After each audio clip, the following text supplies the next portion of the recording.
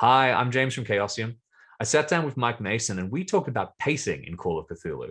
How long can you stretch out a scenario, and is it okay to reduce all of the action into just one night? We go into detail on this and other topics. I'm going to jump across to that interview in just a moment, but first, remember to subscribe to the Chaosium YouTube channel. It helps us out and it lets us make more content like this. Thanks. So one-shot games are usually pretty different to campaign-style games.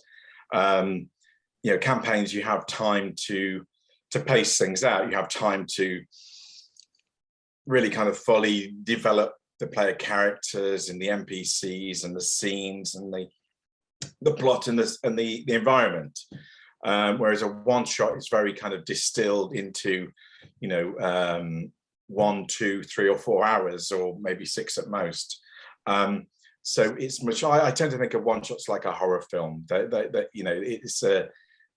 a story that you can tell within that time period, and ideally you get to a satisfactory conclusion. So what you're doing is a much a shorthand of a longer game condensed down. So characters, are a little bit more,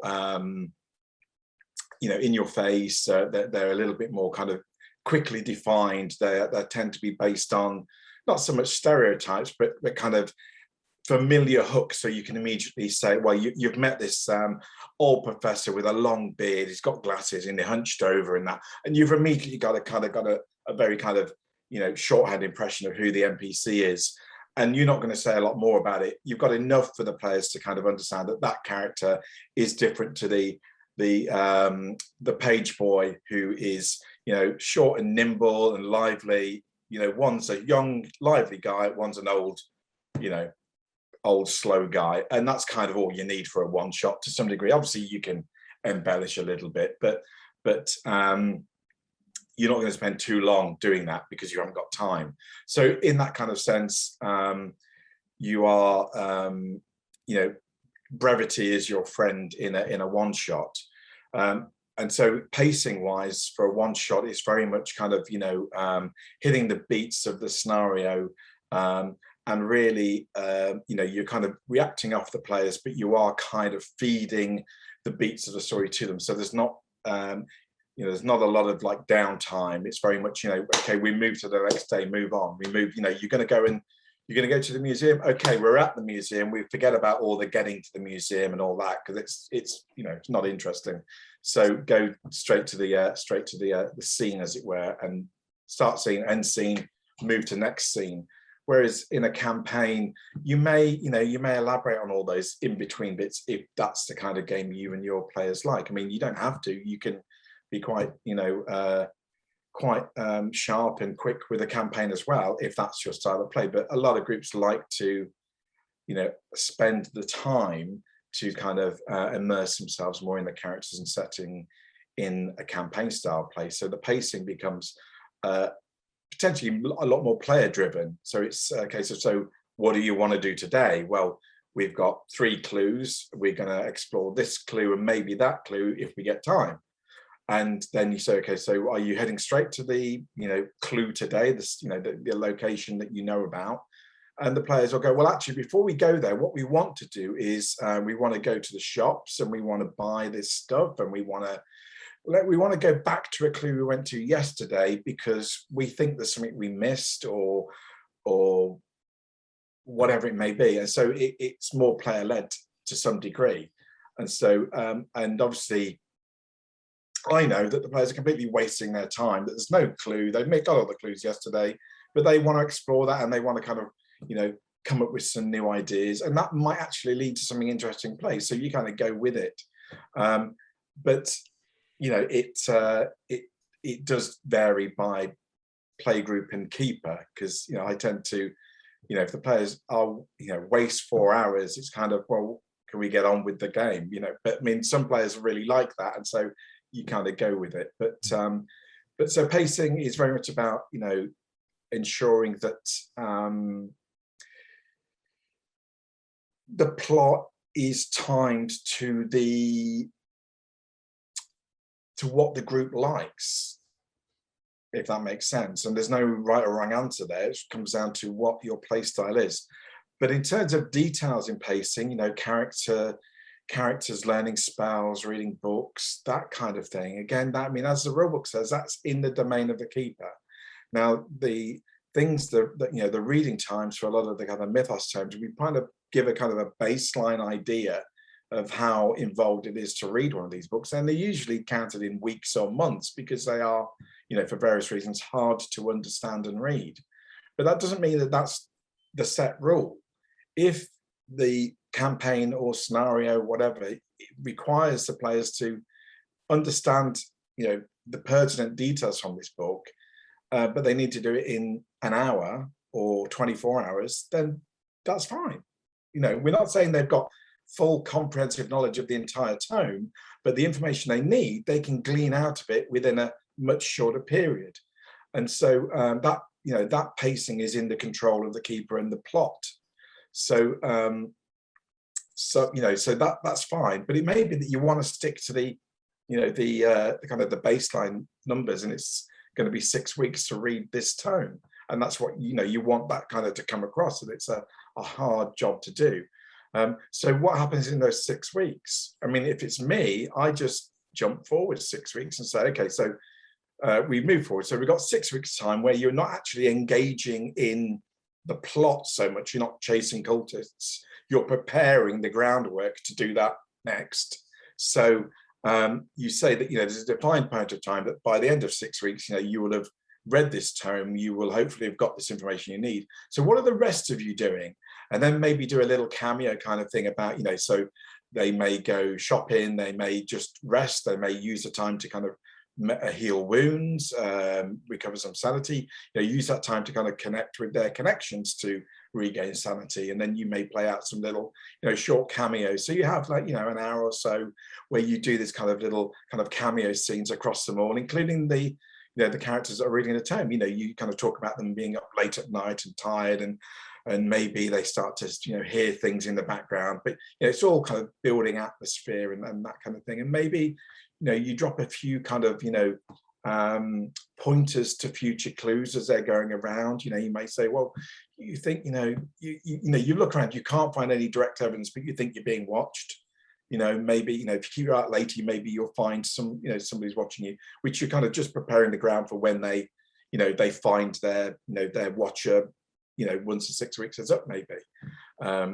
So you just try and build in a few bits of minor strangeness and intrigue to kind of fill in that time, really.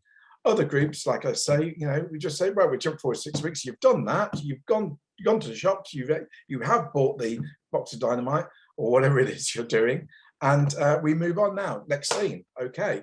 But it comes down to, again, style of pacing that's right for your group. So that obviously what I've said about tomes applies to healing and sanity regain. Healing's pretty straightforward. You heal a hit point a day kind of thing.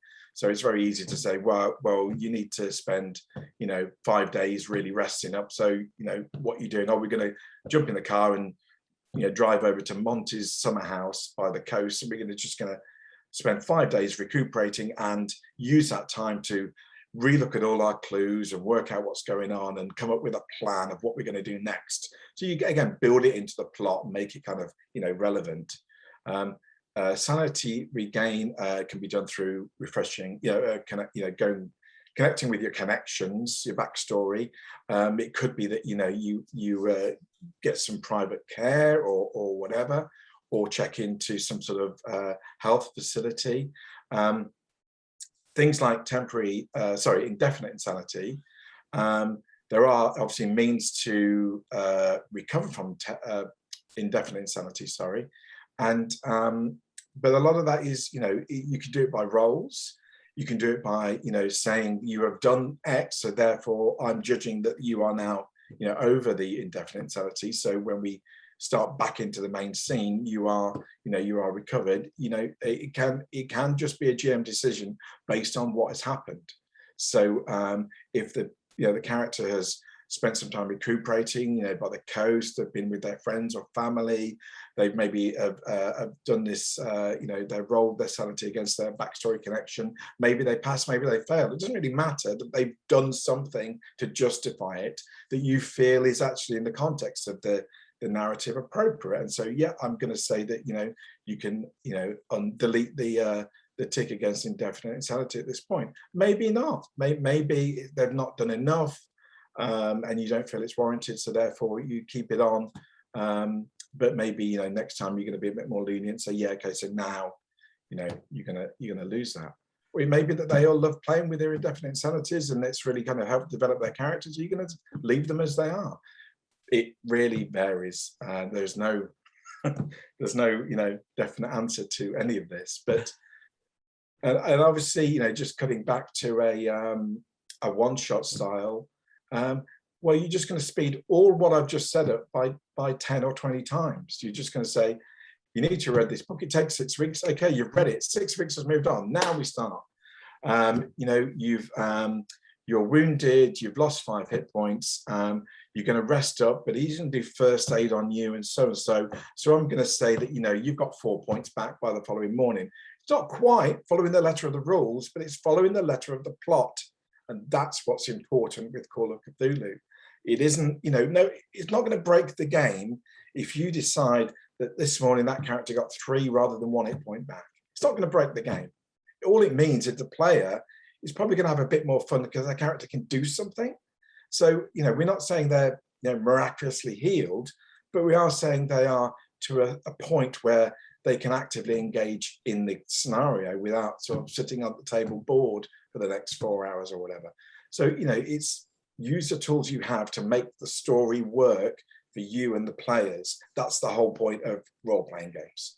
There are rules, and we have rules for good reasons. However, the rules are there to guide you. They're not there to be a straitjacket to stop you having fun. That's not what they're there for.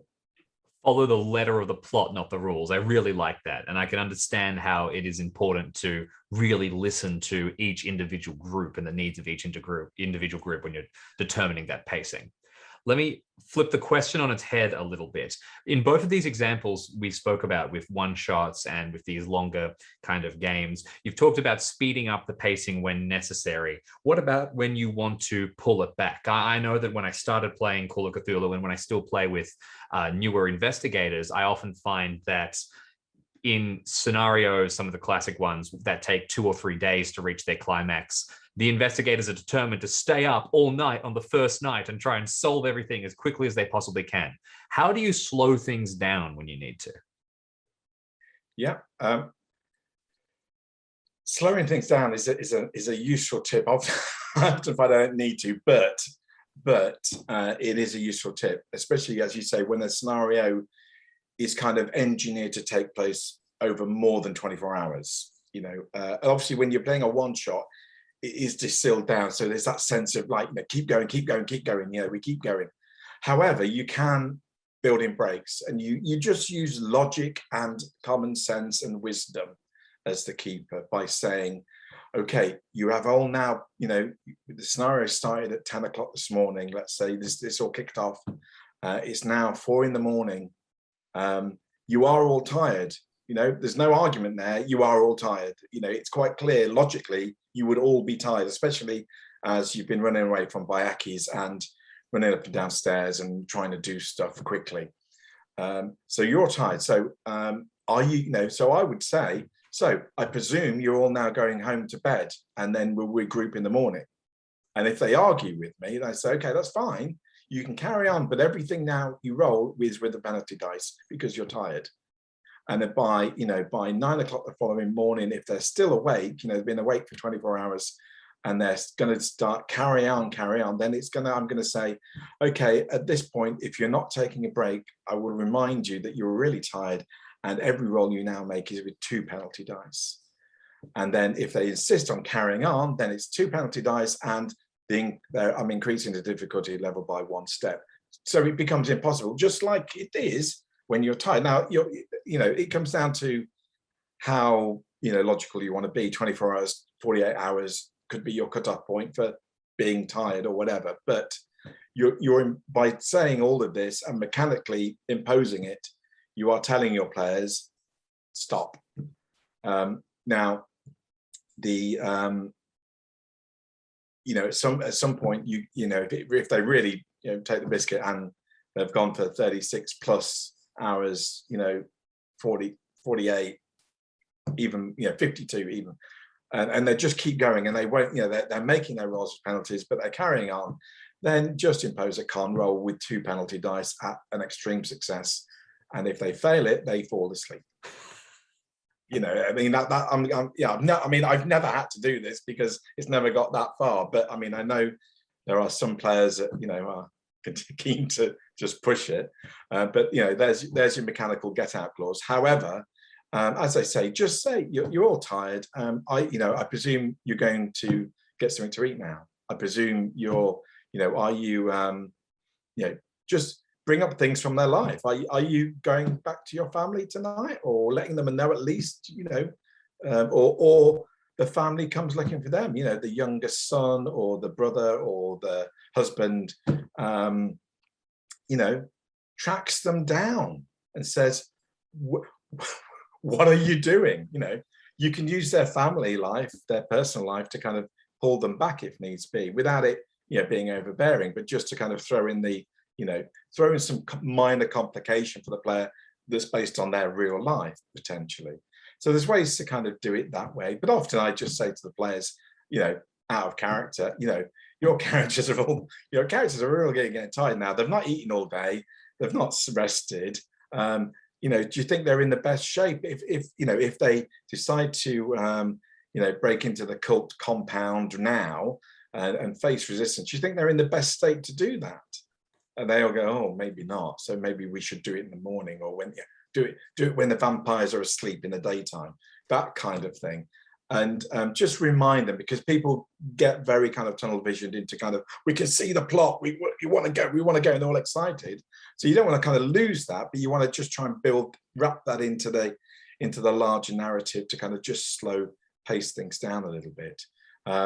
You can also do it with clues, especially walking, talking clues like NPCs, by having them not available for the moment. They're away, they're in another meeting, and you've got to wait for them. So you can slow things down. You can say, well, while you're waiting for the NPC, it's about lunchtime. Do you want to go and get something to eat? And maybe you could introduce a different clue at that point, or give them a bit of an insight while they have dinner, and allow them to kind of recap and share some information. And if they've forgotten a clue, maybe you can kind of subtly throw it into their conversation over dinner, kind of thing.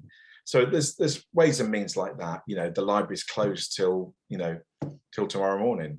So do you present them with you can wait till tomorrow morning, or do you want to break in? We've now created a potential new drama scene that can get into a whole lot of trouble for and get arrested by the police and held in the cells overnight. That'll stop them, and then I'll release them in the morning, under no charges or whatever, and they can carry on. So I tend to, you can use the mechanics if they're not listening to you, but often the best way is to just use the game world, use the characters' own lives, use the NPCs, use the realities of life. Things close open, people aren't sitting around waiting for the investigators to turn up. They're doing their own thing. But you can use all of that, without it being frustrating for the players. You just make it realistic, but but flexible to accommodate things. I think that pulling in characters from the PC's life is really great, because not only is it familiar to the players, but it's also a great way to get those characters involved. I also think that there's a little bit of a symmetry about when you want to speed things up, you kind of don't worry about the rules so much. But if you want to slow things down, you can become more fixated on, well, we'll need a con check, we'll need this. And that's a great way to pull back focus. I've got one more question on this topic, and it's really zoomed in. You alluded a while ago to if players want to waste 4 hours doing something. When we're talking about a specific scene, how long is too long? Do you ever allow a conversation to run for an hour, 2 hour, particularly if players are cracking jokes during it? Or is there a point where you will move things along? It depends on the group.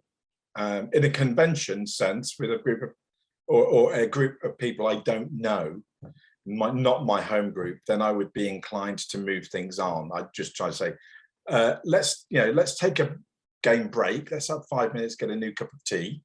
And as we're coming back to the table with our cups of tea, whether, you know, on the Zoom call or around the real life table, then at that point, I may just kind of, you know, aside kind of throw in kind of, right, I suggest kind of getting a move on now because we've only got 2 hours left, and I'm afraid you may not get to a good conclusion if we don't get a move on. So I might give them a bit of a, you know, GM tip kind of thing that way.